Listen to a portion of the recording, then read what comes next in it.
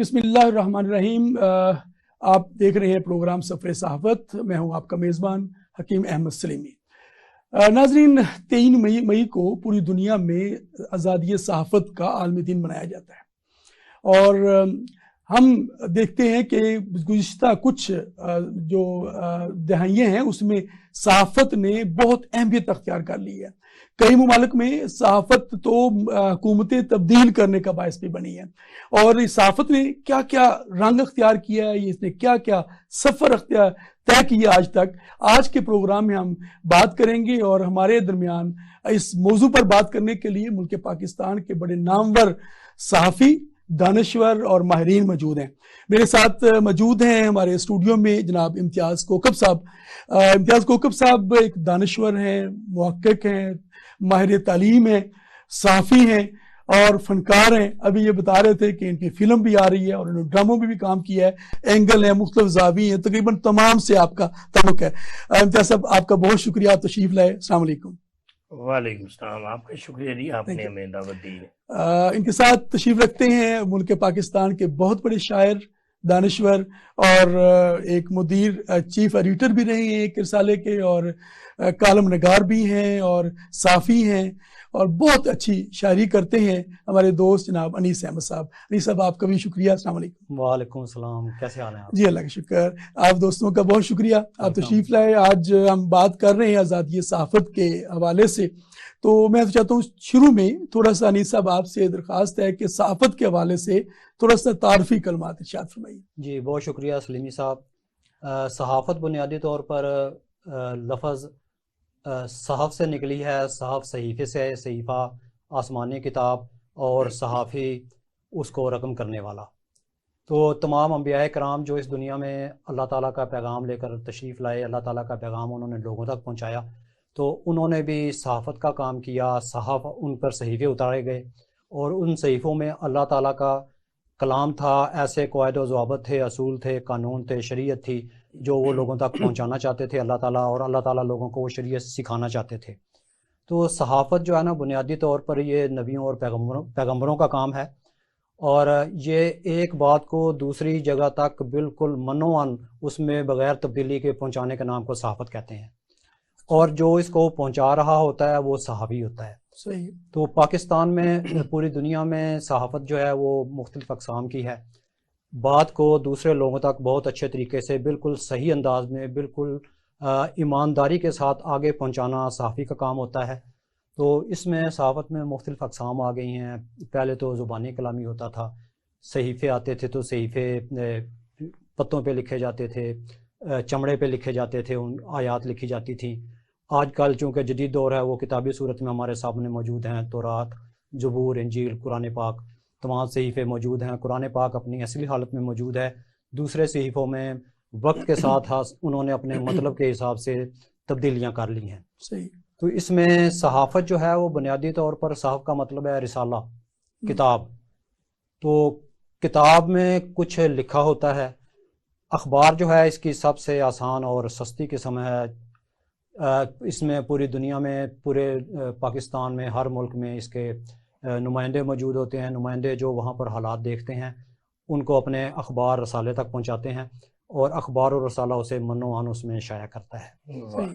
और वो जो खबर है वो अवाम तक सही मीनवान पहुंचाना, ये एक सहाफ़ी का काम होता है। ये एक सहाफ़ी का काम है। तो जो आजकल हम बात करते हैं आगे चल के, आजकल जो खबरें जिस अंदाज में पहुंचाई जा रही हैं वो कौन सी सहाफ़त है। मगर उससे पहले हम थोड़ा सा इम्तियाज़ साहब से भी जानते हैं। जैसा भी ये जो हम अगर ख़ास तौर पर बात करें पाकिस्तान के हवाले से, तो पाकिस्तान में सहाफ़त के जो मदारे हैं उस पर कुछ बात कीजिए आप जरा। बहुत शुक्रिया हकीम साहब। मैं आपका इंट्रो सुन रहा था, इनकी गुफ्तगू सुन रहा था, तो मेरे जहन में फ़ौरन से जमालुद्दीन अफ़गानी आ गए। अच्छा। उनके पर्चे का नाम था, मुझे अगर सही याद आ जाए, उर्वतुल वुस्का। उर्वतुल वुस्का, ये उनके पर्चे का नाम था। उसे हम अखबार या पर्चा नहीं कहेंगे, उसे जैसे कहते हैं ना, शोला जवाला, वो था। फिर मेरे ज़हन में आ रहे थे सर सैयद अहमद खान, कैसे सहाफ़ी थे कि तहज़ीबुल अखलाक उनके अखबार का नाम था। वो सिर्फ एक मुजल्ला नहीं था, वो सिर्फ एक अखबार नहीं था, बल्कि मैं कहूँगा कि वो जो नस्ल नौ थी उसको सैराब करने का जरिया बना। तरबियत की उसने, तरबियत। मेरे जहन में अबुल कलाम आजाद आ रहे थे, जिन्होंने अल हलाल और अल बलाग ये अखबारात निकाले। सही। और ये अखबारात नहीं थे, मैं कह सकता हूं कि वो सूरे इसराफील थे, जिन्होंने पूरे सगीर को जगाया, बेदारी पैदा की। बिल्कुल मेरे ज़हन में हकीम साहब मौलाना जफर अली खान आ रहे थे, बाबा सहाफत, और उनका अखबार जिम्मेदार आ रहा था। ये भी अखबार नहीं था, ये बर्रा सगीर पाको हिंद में एक ललकार थी, ये बर्रा सगीर पाको हिंद में एक पुकार थी। अब आप सहाफियों के नाम देखें और उनके अखबारात के नाम देखें और उनके कारहाय नुमाया देखें। सही। देखें, जो भी माजी में रोशन मिसालें होती हैं, असरे हाजिर के लोग उनसे ही रोशनी लेते हैं। सही। वो लोग रात और वो सहाफत मीनारा नूर थी, और नूर से ही रोशनी लेनी चाहिए थी। लेकिन अब आ गई है प्रोफेशनल जर्नलिज्म। प्रोफेशनल जर्नलिज्म, और प्रोफेशनल जर्नलिज्म देख लें कि उसने क्या तबाही मचाई है, किस तरह से इस आग ने पूरे मुआशरे को अपनी लपेट में लिया है। आप बताएं, अखबारात पर मैं सबके लिए नहीं कहता, क्योंकि सियासतदान अपने एक दूसरे को करप्ट कह रहे हैं, एक दूसरे को गद्दार, और वो लिखे जा रहे हैं, और टेलीविजन उसको पढ़े जा रहे हैं। दिखाई तो नई नस्ल जो है वो ये अल्फाज सुन रही है, करप्शन, करप्ट, गद्दार, बेईमान, आइन शिकन, ये अल्फाज सुन सुनकर नौजवान नस्ल अब सिर्फ अखबारात ही मीडिया नहीं है, अब टेलीविजन ही मीडिया नहीं है, अब मीडिया सोशल मीडिया है, बेलगाम मीडिया, जिसकी पूछताछ कोई नहीं, जिसको कुछ कहने वाला नहीं है। सही। तो उसने वो एक हिजानी कैफियत पैदा की है जिसने मुआशरे को कुछ नहीं दिया, बिल्कुल, सवाए हिजान के, सवाए क्यूरियोसिटी के कि क्या हो रहा है। चे जाए कि अखबारात जो हैं वो शोहरा को अपनी जीनत बनाए, टीवी, अखबार। अब अखबार में आप मुझे बताएं, पूरे हफ्ते के अखबार निकाले, किसी एक अखबार को पूरे 7 दिनों के उसके अशात निकाले, कितने साइंसदानों के इंटरव्यूज हैं, कितने उदाबार शोहरा के इंटरव्यूज हैं, कितने मुसन्निफीन के इंटरव्यूज हैं, कितने अफसाना निगारों के इंटरव्यूज हैं, है नहीं है। बड़ा बहुत जबरदस्त पॉइंट आपने उठाया कि जिस तरह गोकब साहब ने, साहब देखिए कितना आपने जिस तरह एक मुकद्दम को एक शोभा करार दिया सहाफत को, और फिर उनकी मिसाल देकर आप जिस स्टेज पर ले आए, सोशल मीडिया ने जो अभी मामला कर दिया हुआ है और सारे सिलसिले हैं। अली साहब, हम अगर गोकब साहब की बात को अगर सामने रखें तो यकीनन बहुत ज्यादा मौजूदा जो सहाफत राग अख्तियार कर गई है, अब सहाफियों के भी पार्टियां बन गई हैं जी। और ये हमारे हम जब खास तौर अपने हम देखते हैं साफी भी पार्टी, अब हमें नजर आता है कि फलाना अगर साफी बोल रहा है तो वो फलानी पार्टी की लाइन टोक कर रहा है, फलाना बोल रहे हैं, पुराने साफियों से भी काम किया जाए मिलकर। सलीमी साहब, इन्होंने बात जो है ना बहुत दिल उदास कर दिया है बात करके। जी जी मैं ज़रा इसको थोड़ा हल्का फुल्का करना चाहता हूँ। जी जी ये मौलाना ज़फ़र अली ख़ान ज़मींदार अखबार का आपने जिक्र किया कोकब साहब ने। जी तो मौलाना ज़फ़र अली ख़ान बरतानिया के दौरे पर गए। जी वहाँ के वज़ीर ख़ारजा से मिले और उन्हें कहा कि देखें कश्मीर का मसला हल नहीं हो रहा है, कश्मीर का मसला आप हल करवाएं, तो वरना मैं पाकिस्तान में जाके कुछ करूँगा। वो बरतानिया का वज़ीर ख़ारजा परेशान हो गए। उन्होंने सोचा, उनके दिमाग में जो है ना टैंक दौड़ने लग गए, तोपें गोले उगलने लग गई, हवाई जहाज़ बमबारी करने लग गए। तो उन्होंने कहा जी आप पाकिस्तान जाके क्या करेंगे? उन्होंने कहा मैं पाकिस्तान में जाके अपने अखबार में मजमून लिखूंगा। अच्छा तो उस तरफ भी आते हैं। मैं कुछ और बातें आपकी खिदमत में अर्ज़ करना चाहता हूँ। किसी भी रियासत के कुछ बुनियादी सतून होते हैं। सबसे पहला तो मुकन्नना होता है जो कानून साजी करता है, जो हमारी पार्लियामेंट ऐवान बाला है, ऐवान ज़ेरी हैं, सूबाई असम्बलियाँ हैं, ये कानून पास करती हैं। उसके बाद अदलिया आ जाती है। अदलिया जो कानून पास होते हैं उसके हिसाब से फैसले करती है। और उसके बाद इंतज़ामिया आ जाती है। इंतज़ामिया उन कानूनों के हिसाब से जो फैसले होते हैं उन पर अमल दरामद कराती हैं। लेकिन एक गैर सरकारी तौर पर एक सतून ऐसा भी गिना जाता है जो चौथा सतून जो है किसी भी रियासत का, उसको सहाफ़त कहते हैं। सहाफ़त जो है किसी भी रियासत की गैर एलानिया चौथा सतून होता है रियासत का। तो इसमें अब जो कोकब साहब ने बात की है, तो इसमें अब सियासत जो है, सहाफ़त जो है ना, वो सहाफ़त मुक़द्दस लोग भी उसमें मौजूद हैं, लेकिन ये अब सनत बन गई है, सनत का दर्जा इख्तियार कर गया है। कुछ अर्सा पहले 20-30 साल पहले एक अखबार ऐसा आया जिसमें उन्होंने प्रेस रिपोर्टरों से पैसे लेके उनको कार्ड बना के दिए, सिक्योरिटी के नाम पर उनसे पैसे लिए, उनको कोई तनख्वाह वगैरह नहीं देते थे। तो जो आदमी 10-20 हज़ार 30 हज़ार उस ज़माने में सिक्योरिटी देता था अपने कार्ड की एक प्रेस रिपोर्टर बनने के लिए, वो खिदमात उसे फ्री सर अंजाम देना पड़ती थी, उसके बावजूद उसे 30 हज़ार रुपया 20 हज़ार रुपया सिक्योरिटी देना पड़ती थी। तो वो उनको ये खुली छुट्टी दे दी गई कि आप जो ये सिक्योरिटी के पैसे हैं उधर से पूरे करें। और उनकी पूछ पनाही की जाती थी रिपोर्टरों की कि आपने अगर किसी ने शिकायत की है, मैं बहुत से वाक़यात का चश्मदीद गवाह हूँ। एक हमारे वज़ीर ख़जाना थे, उनके ख़ानदान जो है वो क्रिकेट खेल रहे थे, तो सहाफ़ी ने जो है वहाँ की बिल्कुल ओरिजिनल जेन्युइन ख़बर थी, वो ख़बर अखबार में लगा दी।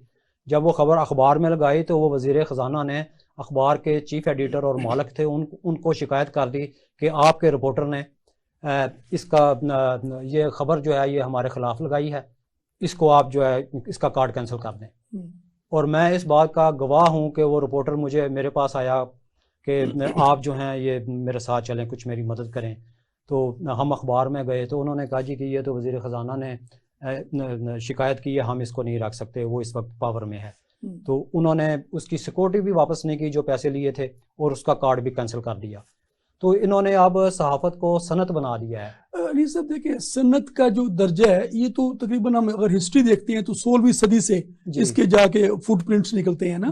और 1703 से 1735 में तो बरतानिया में एक बहुत बड़ा अखबार चलता रहा इसी मामले में, बकायदा एक प्रोफेशन अख्तियार कर गया ना। और ये जिनका जिक्र अभी कोकब साहब भी फरमा रहे थे, बड़े बड़े नाम, जिम्मेदार, छोटा अखबार नहीं था, हम सारे उसकी तारीख पढ़कर बड़े हुए हैं। तो वो उन्होंने इसको एक नजरिया, एक तहरीक के तौर पर भी चलाया, और एक साथ उन्होंने प्रोफेशन भी अख्तियार किया। जो भी आप काम करते हैं, आपको कुछ प्रोफेशन, आपको कुछ खाने पीने के लिए कमाई भी करनी होती है। ये सही है कि जिस तरफ आपने इशारा किया कि वो बिल्कुल, फिर हम आगे चल के थोड़ी सी ज़र्द साफत पर भी बात करेंगे, मगर मैं कोकब साहब ने बहुत ही वो एक ना रूह को एक हिला के रख दिया जिन बड़ी हस्तियों का जिक्र किया। कोकब साहब, अभी हम सारी बातें कर रहे हैं कि अच्छे साफ़ी भी होते हैं, बुरे भी होते हैं, और ये हर प्रोफेशन में होते हैं। हमारे जो साफ़ी हैं, आज़ादी साफ़त के हवाले से अगर देखें, पूरी दुनिया में साफ़ियों को मुख्तलिफ मसाइल का भी सामना करना पड़ सकता है। अभी हम अगर जायजा लें तो हमारे कितने साफ़ी हैं जो अपने जो फर्ज की अदायगी में वो उन्होंने अपनी जानें भी पेश की है। तो पाकिस्तान में इस वक्त सहाफ़त कहाँ खड़ी है? पाकिस्तान में साफ़ी को जो दरपेश चैलेंज है उन पर भी कोई बात की जाए मेरे ख्याल में। सर, आपकी बात बिल्कुल, और सवाल भी बड़ा अच्छा है। असल में Islam is a practical religion. it's not sent us for speculative knowledge. It to produce abstract ideas. इस्लाम गल्लां बातां दा दीन नहीं है, अमल दा दीन है। मैं बीइंग ए मुस्लिम बात करूंगा, सही, मैं रसूल खुदा के उम्मती होने के हवाले से बात करूंगा। गुजारिश ये है, इतने बड़े बड़े अखबारात और टीवी चैनल्स के मालिक हैं और उनकी सूरत हाल ये है कि वो महाना करोड़ों और अरबों रुपए कमा रहे हैं, करोड़ों रुपए वो कमा रहे हैं। बिल्कुल ठीक है। उनके जो असासाजात हैं, अगर सिर्फ उन पर नजर डाल दी जाए तो वो अरबों रुपए के हैं। लेकिन काम करने वाला साफी, प्रैक्टिसिंग जर्नलिस्ट, रिपोर्टर जिसे खास में जंगो जदल हो रही है, ये पाकिस्तानी सहाफी, नौजवान सहाफी कि बोस्निया का मसला रहा, वहां गए। फलस्तीन का मसला मौजूद है जी, सहाफी उसको कवर करने के लिए वहां जाते हैं।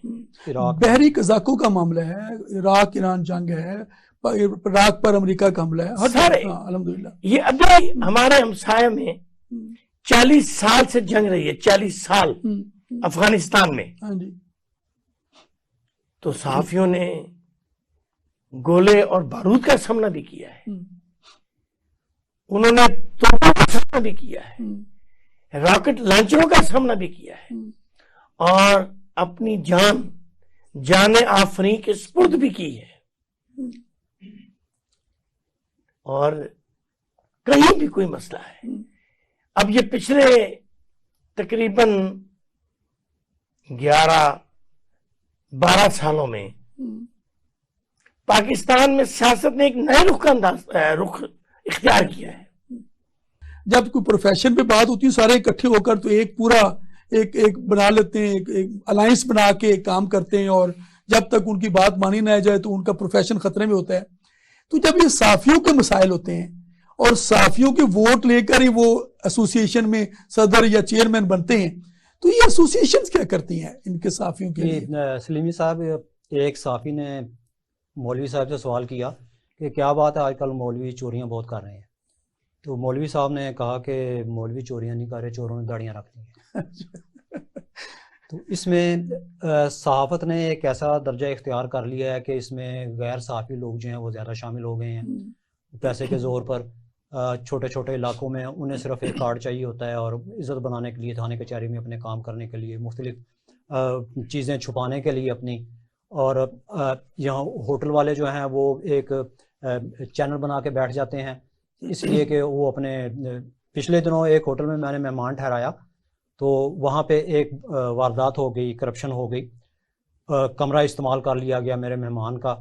तो जब मैंने कहा कि मैं पुलिस को बुलाता हूँ तो उन्होंने एक बहुत बड़े साफी से मेरी बात करवा दी। अच्छा।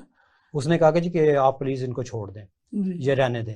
उन्होंने वो बात वहीं दबा दी। तो मैं ये सोचता रह गया कि इन्होंने ये मीडिया का बोर्ड लगाया हुआ है। पहले मैं सोचता था कि ये इन्होंने क्यों लगाया हुआ है, फिर मुझे इस बात की समझ आई कि इन्होंने अपने तहफ़्फ़ुज़ के लिए ये लगाया हुआ है। इस शोबे में बहुत से लोग ऐसे आ गए हैं जिनका सहाफ़त से कोई तल्लक नहीं। ये जो है ना अब तजारत बन गई है, उस तजारत में जो वो लोग अपना गैर साफ़ी लोग आ गए हैं।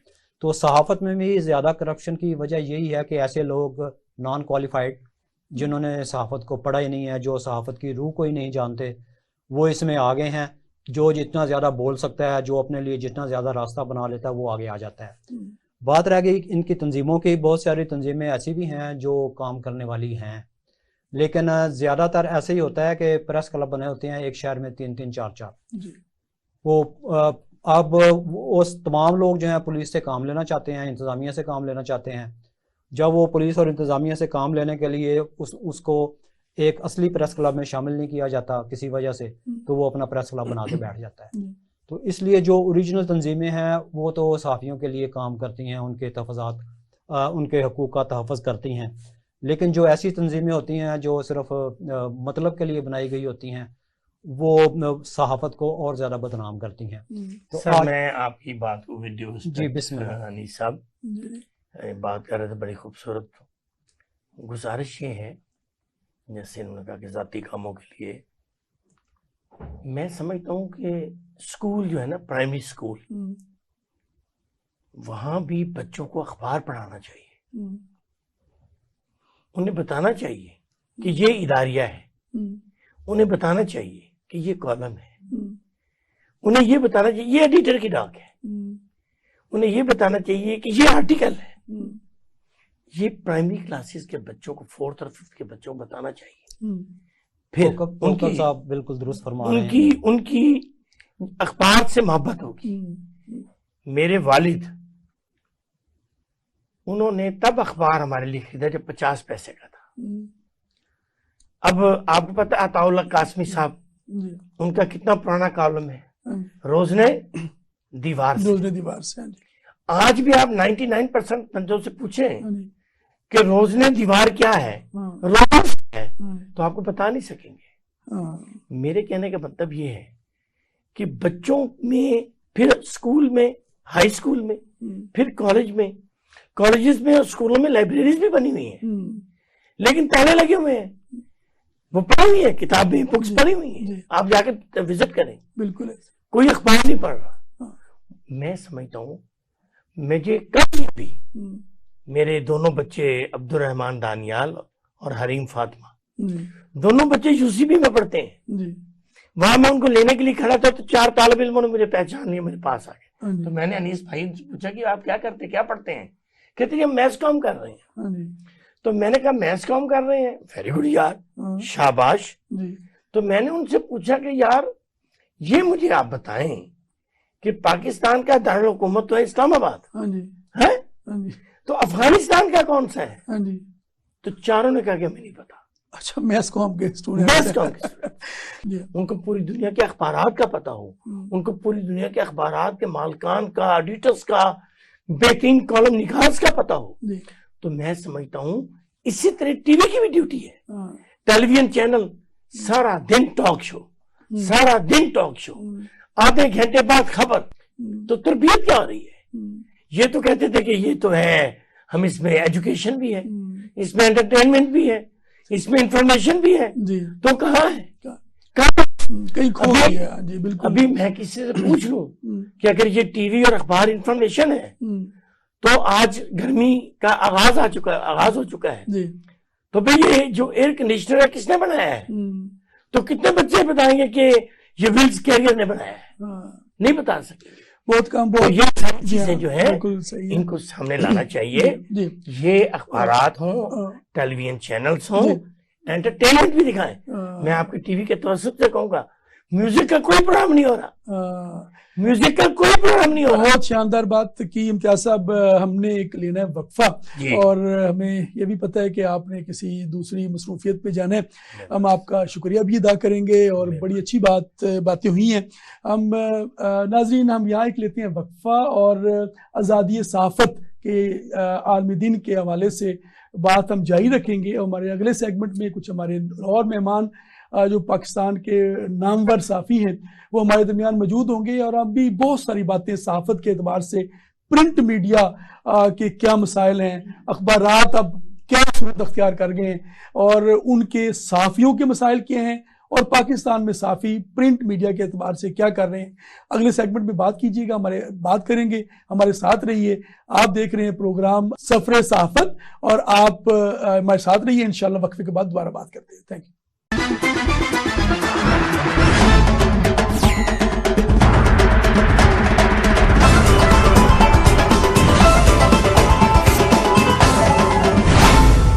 वेलकम बैक नाजरीन, आप देख रहे हैं प्रोग्राम सफरे सहाफ़त, और आज हम बात कर रहे हैं आज़ादी सहाफ़त के आलमी दिन के एतबार से कि पाकिस्तान में ख़ास तौर पर और दुनिया में सहाफ़त ने क्या रंग अख्तियार किया है, और सहाफ़त जो है जिसे किसी भी स्टेट का एक चौथा पिलर करार दिया जाता है, और हमारे पहले सेगमेंट में माहिरीन ने जो बातें की वो आलमी सहाफ़त के एतबार से और जो सहाफ़त ने मुख्तलिफ मदारज तय किए हैं उस पर बात की। अभी इस सेगमेंट में हमारे दरमियान स्टूडियो में तशरीफ़ लाए हैं, उन्होंने हमें ज्वाइन किया है, मुल्क पाकिस्तान के नामवर साफ़ी हैं, अदीब हैं, मुसन्नफ़ हैं, और ख़ास तौर पर इनका जो इस सेगमेंट में हमारे साथ हमारे मेहमान मौजूद हैं, इनका इन अहबाब का ताल्लुक जो प्रिंट मीडिया अखबार से है। मेरे साथ तशरीफ़ रखते हैं जनाब मुमताज़ राशिद लाहौरी साहब। वैसा बहुत शुक्रिया आप तशरीफ़ लाए। मुमताज़ राशिद साहब तकरीबन 31 के करीब किताबों के मुसन्नफ़ हैं और सहाफ़त के एतबार से एक बहुत वसी तजर्बा रखते हैं। सर आपका बहुत शुक्रिया, आप तशरीफ़ लाए। इनके साथ तशरीफ़ रखते हैं जनाब नवाब नाज़म साहब। आप रोज़नामा सिस्टम और रोज़नामा बॉर्डर लाइन के चीफ एडिटर हैं और इस सफ़र में इन्होंने भी बहुत ज़्यादा जो है ना वो मुश्किलात भी उठाई और ख़ास तौर पर ये जो मकामी अखबारात की जो सनत है उसके एतबार से क्या मसाइल हम इनसे जानेंगे। मुमताज़ राशिद साहब, आपसे बात का आगाज़ करते हैं। हमारे पहले सेगमेंट में हमारे माहिरीन ने जो बताया कि जो मुख्तलिफ मदारज हैं ये सहाफ़त की तारीफ़ करते हैं, उन्होंने कहा कि ये एक सहीफ़ा और फिर इसको एक मुक़द्दस पेशा करार दिया, मगर वो अब बात घूम काम किस बात पे आ जाती थी कि ये जर्द सहाफ़त, जिसको कुछ हम 2-3 दहाइयों से हम नाम सुनते हैं कि वो जर्द सहाफ़त भी इसमें शामिल होगी हुई है, मगर जब हम उस पर बात करेंगे उससे पहले जो पाकिस्तान में ख़ास तौर पर जो प्रिंट मीडिया इस वक्त किस दोराहे पर खड़ा है और प्रिंट इस सनत से वाबस्ता जो लोग हैं, जो साफ़ी हैं, उनकी क्या मुश्किलात हैं, ज़रा उस पर कोई बात कीजिए। देखिए जी, ये आलमी दिन मनाया जा रहा है सहाफ़त का, तो इस मौजू पर मुज़ाकरे भी हो रहे हैं, उनके मसाइल भी सामने आ रहे हैं। सहाफ़ियों के कई मसाइल उनके हल भी हुए हैं, जैसे हुकूमतों ने उनके लिए रिहायशी कॉलोनियाँ बना दी हैं और उनमें भी मसाइल रहते हैं कि सहूलतें कम होती हैं बाज़ औक़ात, तो साथ साथ हल हो भी रहे हैं। लेकिन मेरा ख्याल है कि जो उनका असल मसला है ना वो ये है कि एक तो उन पर दबाव होते हैं कि लोग अपनी मर्जी की सहाफ़त उनसे चाहते हैं, जबकि वो आज़ादाना सहाफ़त करना चाहते हैं। ये मर्जी की सहाफ़त ये अखबार मालकान चाहते हैं या जो इंतज़ामिया और हुकूमत और फिर मुख्तलिफ लोग जो हैं ये किस तरह? मेरा ख्याल है मालकान ज़ाहिर है उनकी तो पॉलिसी होती है, उसके अंदर ही रह के काम करना होता है सहाफ़ी को, वो तो पहले से ही उसे पता होता है। लेकिन मेरा इशारा यही है कि इस्टेब्लिशमेंट की तरफ से भी दबाव होते हैं, तो वो फिर वो मजबूरन बाज़ लोग जो हैं वो उनके कहने पे चलते हैं, तो वो सहाफ़त जो है वो बरकरार नहीं रह पाती जो वो करना चाह रहे होते हैं। जो मतलब जैसी तालीम उन्होंने हासिल की होती है, जो आलमी मयार हैं सहाफ़त के, जिनके मुताबिक हर कोई चाहता है कि हम ऐसी सहाफ़त करें, तो वो हो नहीं पाती। एक तो ये उनका मसला है। दूसरा सिक्योरिटी के उनके मसाइल होते हैं कि उनको थ्रेट होते हैं, उन पर हमले होते हैं, कातलाना हमले भी होते हैं, कई सहाफ़ी अपने जाने दे चुके हैं। और फिर आलमी एक इदारा है वो इस सब की रिपोर्ट भी रखता है कि किस मुल्क में कितने सहाफ़ी जो हैं उन्होंने जान दी है, और आपको पता ही है कि हमारे मुल्क में जो है वो कितने लोग जो हैं वो इस वजह से पाकिस्तान की सूरत तो बड़ी तशवीशनाक हो चुकी हुई है। तो फिर वो आलमी सतह पे हमारा इमेज खराब होता है कि भाई इतने सहाफ़ी जो हैं वो ज़ख्मी हुए इस साल, इतने हलाक किए गए, इतने किडनैप हुए वगैरह वगैरह। तो ये जो उनके मसाइल हैं सहाफ़ियों के, ये मेरा ख्याल ज़्यादा जो है ना इन पर तवज्जो चाहिए, क्योंकि इनकी वजह से हमारे मुल्क का इमेज जो है वो आलमी सतह पे ख़राब होता है। तो ये मसाइल नहीं होने चाहिए कि उनको अगवा किया जाए या उनको ज़ख्मी किया जाए या उनको कत्ल किया जाए। ये तो मेरा ख्याल ये तो ज़ीरो टॉलरेंस होना चाहिए। तो बिल्कुल सही है। ये तो ज़रा कि हुकूमत जो रियासती हुकूमत है उसकी जिम्मेदारी है कि जो सहाफ़ी अपनी एक खिदमात अंजाम दे रहा है उसके लिए उसको तहफ़्फ़ुज़ फराहम किया जाए। ये तो आम एक शहरी का भी हक है। सहाफ़ी जब ये मैदान में उतरता है और फिर मुख्तलिफ इसने दहशतगर्द तंजीमों की खबर भी देनी है, इसने मुख्तलिफ सियासी जमातों की खबरें भी देनी होती हैं, जो हो भाई नहीं दिखाना होता है, ये सहाफ़ी का काम होता है। जी नवाब साहब आप फरमाइए। हाँ, बात हो रही थी छोटे और बड़े अखबारात की सहाफ़त में। बड़े अखबारात की जो मसाइल हैं उनके मसाइल भी बड़े होते हैं, और छोटे अखबारात जो हैं उनके मसाइल छोटे हैं तो छोटे होते हैं। लेकिन देहात का और शहर का बड़ा फ़र्क है। मैं मुज़फ़्फ़राबाद से मेरा ताल्लुक़ है, मैं वहाँ से 2 अखबार 20-25 साल से निकाल रहा हूँ, और वहाँ की जो मुश्किलात हैं, वहाँ जो ग्रुप बंदी है, सियासी धड़े हैं, और कुछ जराइम भी ज़्यादा होते हैं देहात में, कुछ टसल भी ज़्यादा होती है, एक दूसरे की टांगे खींचने के मामलात और थाने कचहरी के वो भी ज़्यादा होते हैं। वहाँ जो एक अखबार नवीस है, उसको अगर वो कहीं पार्टी बन जाता है और मजबूरन बनना भी पड़ता है, किसी के हक में लिखोगे तो वो लोग कहेंगे ये उसको सपोर्ट कर रहा है, ये उसका बंदा है। सब हक में नहीं, एक सही बात लिखना या किसी के हक में लिखना, दो हाँ जी, दो है। हम असल में जब सहाफत जब पार्टी बन जाएगी जी जी, फिर तो वो उसका हक है ना कि वो उसको मुश्किलात फेस करेंगे। लेकिन सब जब हम किसी के हक में लिखेंगे तो जो मुखालिफ है वो कहेगा जी ये उसका बंदा बन गया है, हाँ ये उनको सपोर्ट कर रहा है, ये उस सियासी पार्टी का है। ये अब सबसे बड़ा मसला है। वहाँ धड़े बंदियां बहुत ज्यादा हैं, और फिर शहर में और देहात में जो है सिक्योरिटी का बड़ा मसला है। अगर मतलब ये रिपोर्टिंग के हमारे मुख्तलिफ बीट्स है ना, देखिए एक जो हमारे ये जो इसको फौजदारी मामलात को कवर करने वाले होते हैं, जो अदालती मामलात को, थाने कचहरी के मामलात को, फिर हेल्थ की बीट है। तो अब जब थाने कचहरी के मामलात आप कवर करते हैं तो साफी का काम तो खबर देना है ना, तो हमारे यहाँ थोड़ी सी लाइन भी तो क्रॉस हो रही है ना कहीं लाइन भी हम क्रॉस तो करते हैं ना। नहीं वो आपकी बात ठीक है, लेकिन जो मुज़फ़्फ़राबाद की जो सहाफ़त है ना वो जर्नल सहाफ़त होती है। हाँ जी, अच्छा, क्योंकि उसमें इतने लोग बीट में नहीं रखे जाते, इतने वर्कर नहीं रखे जाते। एक फर्ज करो मैं अखबार निकालता हूँ, मैंने कैमरा भी चलाया है, मैंने वो कंपोजिंग भी की है, मैंने पेस्टिंग भी की है, यानी इन मराहल से गुजरा हूँ। ठीक है। इतनी मुश्किलात में बाइक पे भी जाना, फिर अखबार पहुंचाना भी, रात को छुपा के भी लाना, वो जमाना जब किताबत का था।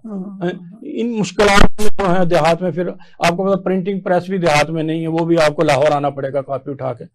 वो कॉपी को कोई छीन भी सकता है, कि किसी को पता है कोई स्कैंडल छाप रहा है, आप कोई हमला करके आपसे वो कॉपी वगैरह भी जाया कर सकता है। ये नुकसानात के बड़े वहाँ इम्कानात मौजूद होते हैं देहात में। आपने कोई इस पे अपना कोई मजमून भी लिखा है आजादी सहाफत के एतबार से, तो पेश करना चाहते हैं आप? जी फरमाइए। इसमें मुल्की अदबी सियासी मुआशरती हालात का तारीखी जायजा लिया जाए तो वाज़ेह हो जाता है कि इस तरह हर जुबान अदबी नुक्ता निगाह से अपने दामन में अदबी, तारीखी, सकाफती, सियासी नकूश के अलावा इतलात का दामन भी हर जुबान अपने अंदर पहलू ब पहलू रखती है। देखा जाए तो ये बात सामने आ जाती है कि दीगर जुबानों की तरह उर्दू भी नौज़ायदा जुबान होने के बावजूद इतलात का शोबा सरकारी दरबारी सतह पर मौजूद था, लेकिन सहाफत का अमली मजहर सरकारी सतह पर ही महदूद रहा और अवामी मफाद और दीगर इस्लाही मकासद सरकार के पेश नज़र नहीं थे। सरकारी हद तक ही अहकामात और खबरें दरबारों में पढ़ी सुनाई जाती थीं। हम चूंकि सहाफत के बुनियादी औज़ान का सरसरी जायजा ले रहे हैं, लिहाजा तारीख को खंगालने और उछालने की जरूरत नहीं करते। तमीज से हटकर जब बरसगीर में शाही निजाम के बाद फरंगी हुकूमत कायम हुई तो इसने नए दौर के जदीद तकाज़े सामने रखते हुए सहाफत के बुनियादी उसूल और ज़वाबित और मफादात को खुद अपने लिए इस्तेमाल करने के लिए सहाफत के शोबा को वाज़ेह तौर पर उजागर किया। जब इसी दौर में कागज और प्रिंटिंग प्रेस मुतारिफ हो चुके थे, जिससे अखबार और जरायद की अशात का सिलसिला जारी हुआ और बड़ी से बड़ी हुकूमती शाही खबर भी अवाम की आंखों के सामने आने लगी। ये वो सिलसिला था जिसमें फरंगी हुकूमत को गोया तहफ़्फ़ुज़ और अमली शोहरत का दूसरा बाजू मिल गया कि अवाम के सामने झूठी खबरों से अपनी हुकूमत को मजबूत करने की कामयाब कोशिश की, और इसी सिलसिले में जिसने भी तल्ख़ हक़ाइक़ ब्रिटिश राज के खिलाफ कहने की कोशिश की, इसका अंजाम यकीनन अफसोसनाक निकला। इस ज़िमन में मौलवी बाकर हुसैन जो दिल्ली में अखबार निकालते थे ने जब 1857 की जंग आज़ादी में सच्चाई सामने लाने की कामयाब कोशिश की तो उन्हें सच्चाई के जुर्म में शहीद कर दिया गया। बाद इस दौर में चलते चलते जायजा इस अमर का शाहिद है कि बहुत से अखबार नवीसों को सच लिखने की पादाश में बहुत सी मुश्किलात और मसाइब का सामना करना पड़ा। मौलाना हसरत मोहानी जैसे जय्यद शायरों, अदीबों और सहाफ़ियों को तंगो तारीख जेल कोठरियों में चक्की पीसना पड़ी।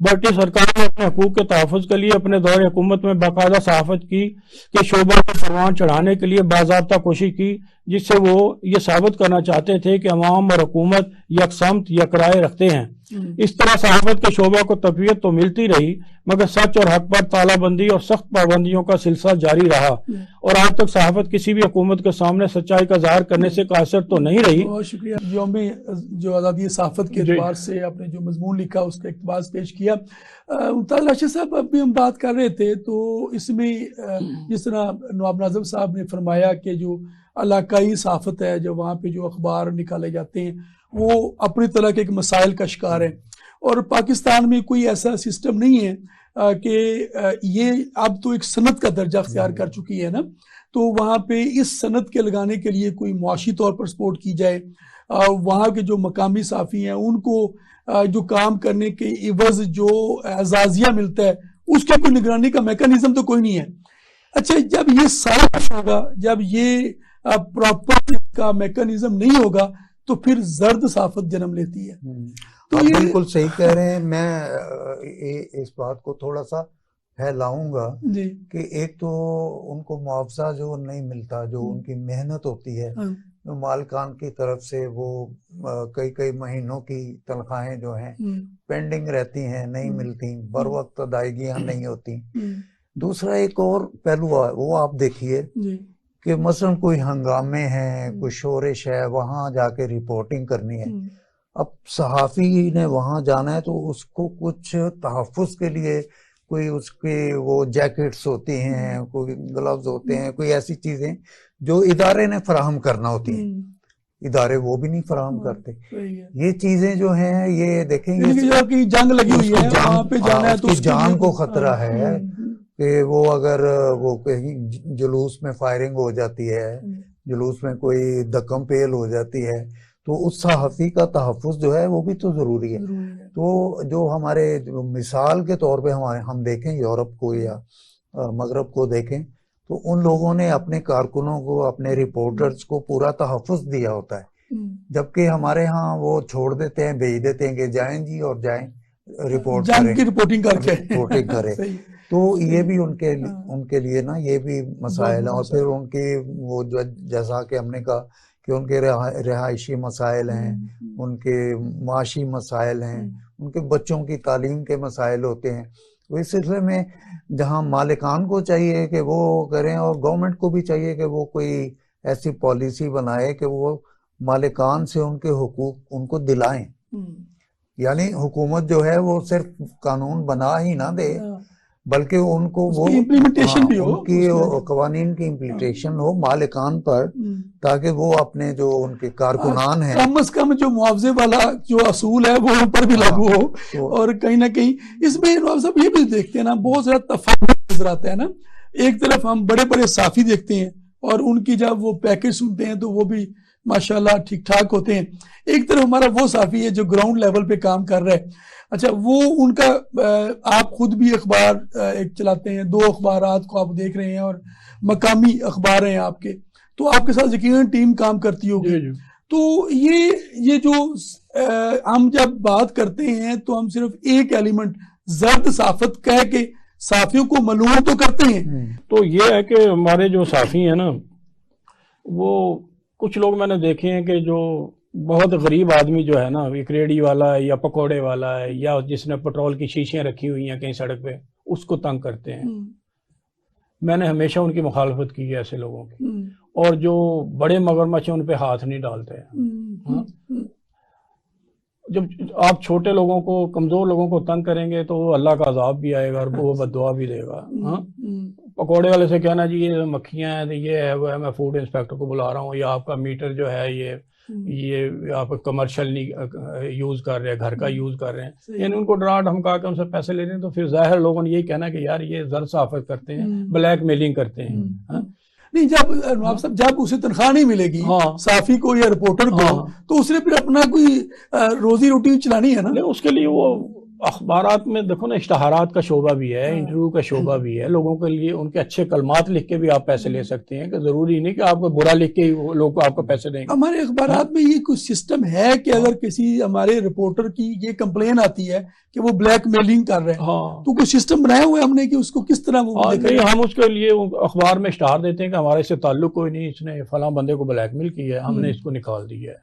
हाँ, यानी कि आप एक्शन भी लेते हाँ, हैं। एक्शन आपके लेते हैं। पास अगर हाँ कोई जी, ऐसी हाँ खबर या रिपोर्ट हाँ जी, या कोई हाँ जी, दरखास्त आ हाँ, जाए हाँ, कि आपका जो नुमाइंदा है हाँ, वो किसी को, बिजनेसमैन को, किसी को नजायज तंग कर जी, रहा जी, है और ब्लैकमेल कर रहे हैं। हाँ, अच्छा, इसके अगेंस्ट ये भी तो होता है ना कि उसके पास खबर तो है, अब वो खबर के अगेंस्ट ही तो ब्लैकमेल कर रहे हैं ना। जी, जी, जी। मेरा सवाल ये है, आप भी मुमताज साहब भी देखते हैं कि क्या कोई मैकेनिज्म होना चाहिए, इसका तरीकाकार बनना चाहिए, कोई ऐसी ये डिस्ट्रिक्ट लेवल पे या प्रोविंशियल लेवल पे अगर किसी साफी के मुतल्लिक कोई कंप्लेन है तो वो कौन सुनेगा? मेरा ख्याल है कि सारे कवानीन मौजूद हैं। वो जो पहले हमने बात की है ना कि उन पर इम्प्लीमेंटेशन जो है, अमल दरामद कराना, वही मसला है। दुनिया भर में वो कवानीन मौजूद हैं, आप तो कहीं से भी लिए जा सकते हैं कि भाई सहाफत का ये पहलू है तो इसके बारे में रूल्स एंड रेगुलेशन क्या है। आप इंटरनेट से भी वो कवानीन वगैरह देख सकते हैं, और पाकिस्तान में भी मेरा ख्याल है मौजूद है। बस उस पे जैसे ट्रैफिक है ना, उसके भी कवानीन मौजूद हैं, लेकिन अमल दरामद तो वो जो वहाँ कांस्टेबल है जो सिग्नल पे है, अमल दरामद तो उसने कराना है, या पुलिस उसके स्टेशन है। हाँ, या उनके जो ऑफिसर्स हैं उन्होंने चेकअप रखना है उनपे। राज होगा ना साफियों को कि कोई और हमें पकड़ दकड़ कर रहा है, तो मैकेनिज्म इदारों को खुद भी तो बनाना चाहिए। जी, जी, जी। अच्छा नवाज साहब, आप चूंकि शायर भी हैं, जी, जी, तो साफत के एतबार से अगर आप कोई वो है, मैं शेर आपको सुनाता हूँ, लेकिन जी। इससे पहले एक बात कि जी। मेरे पास कुछ खबरें आती हैं, उसमें लिखा होता है ये तहसीलदार ऐसा है वैसा है, जी। ये कल परसों खबर आई उसमें उसने हमारा लिखा हुआ था। जी। मैं कहा भाई आपके पास क्या सबूत है? मैं तो इसको छाप दूंगा, कल को कोर्ट में चला जाता, मेरे पास क्या जवाब होगा कि ये मैं इस तरह के अल्फाज सहाफत में नहीं होते। हाँ, इन चीजों को निकाल के फिर दोबारा उसने खबर भेजी। मैं इसमें इंसान दोस्त लिख सकते हैं, इंसान दुश्मन लिख सकते हैं। हाँ, ये रवैया होना चाहिए। बेनजीर इनकम सपोर्ट प्रोग्राम में ये घपला हो रहा है, ये कोट राधा किशन की बात है, वो इतने पैसे ले रहा। मैं कहा भाई आपके पास सबूत है कोई? अगर है तो मुझे भेज दो, मैं छाप दूंगा। वक्त कम है, आप शेर, आप एक दो तीन शेर अगर सिर्फ आप पेश करना चाहें। शबनम है सितारा है, बहुत अच्छे। सहाफत फूल है खुशबू है, शबनम है सितारा है, सहाफत रोशनी है वक्त के जज्बों का धारा है, बहुत अच्छे। और सहाफत नाखुदाए जीस्त है कौमों की दुनिया में, सहाफत मौज है कश्ती है दरिया है किनारा है। एक बंद और सुना दे। सहाफत के तकल्लुम को जुबाने बेजुबां कहिए, सहाफत की निगारिश को हकीकत का बयां कहिए, सहाफत को फराजे दार पर भी बोलते देखा, सहाफत को शऊर आगही की तर्जुमा कहिए। बहुत शुक्रिया नवाज साहब आपका, जब मुमताज राशिद लाहौरी साहब आपका भी शुक्रिया। आप भी कुछ पेश करना चाहते हैं? एक कथा मैं सहाफत के हवाले से पेश करूंगा, ज्यादा तो इन्होंने माशाल्लाह अपनी नज्म में बता दी है, तो ये 4 मिसरे में पेश करता हूँ कि सहाफत से सभी पाते हैं राशिद नौ बनौ खबरें। अच्छा। सहाफत से सभी पाते हैं राशिद नौ बनौ खबरें, सहाफत के सबब से आगही की नहर जारी है। सब बहुत से मार के बर्पा किए हैं, बहुत से मार के बर्पा किए अहले सहाफत ने, सहाफत एक मिशन है फर्ज है और जिम्मेदारी। सहाफत एक मिशन है, फर्ज है और जिम्मेदारी है। इसी शेर की इस मिसरे के साथ हम आपका आज का प्रोग्राम खत्म करते हैं। नाजरीन, आप देख रहे थे सफ़े सहाफत, और आज हमने सहाफत के जो आज़ादी सहाफत के आलमी दिन के एतबार से गुफ्तगू की, और हमारे माहिरीन ने जो सहाफ़ियों को दरपेश मसाइल हैं, सहाफत को दरपेश मसाइल हैं, उन पर भी बात की, और हमारे पैनलिस्ट ने बड़ी खुलकर वो बातें भी की जो सहाफ़ियों के एतबार के हवाले से भी जो मनफी रुझान है उस पर भी खुलकर बातें की और उनका हल भी पेश किया। हम उम्मीद रखते हैं कि हमारा प्रोग्राम जो अहबाब पुस्तकुशात देख रहे होंगे, तो ये ऐसा मेकनिज़म डेवलप किया जाए ताकि जो पाकिस्तान में सहाफत एक मुकद्दस फ़न के तौर पर ही जानी पहचानी जाए, और जो जिसके जो दाई थे मौलाना ज़फ़र अली ख़ान सर सैयद अहमद खान और बड़े बड़े नाम जिन्होंने नाम भी कमाया और कौम की तरबियत भी की। सहाफ़त का काम तरबियत करना है, आगाही देना है, और हम उम्मीद रखते हैं कि हमारा ये प्रोग्राम आपको बहुत पसंद आया होगा। अपने जो फीडबैक से हमें ज़रूर मुतला कीजिएगा। हम इंशाल्लाह अगले किसी और प्रोग्राम में किसी नए उन्वान के तहत नए माहिरीन के साथ आपके सामने दोबारा हाज़िर खिदमत होंगे।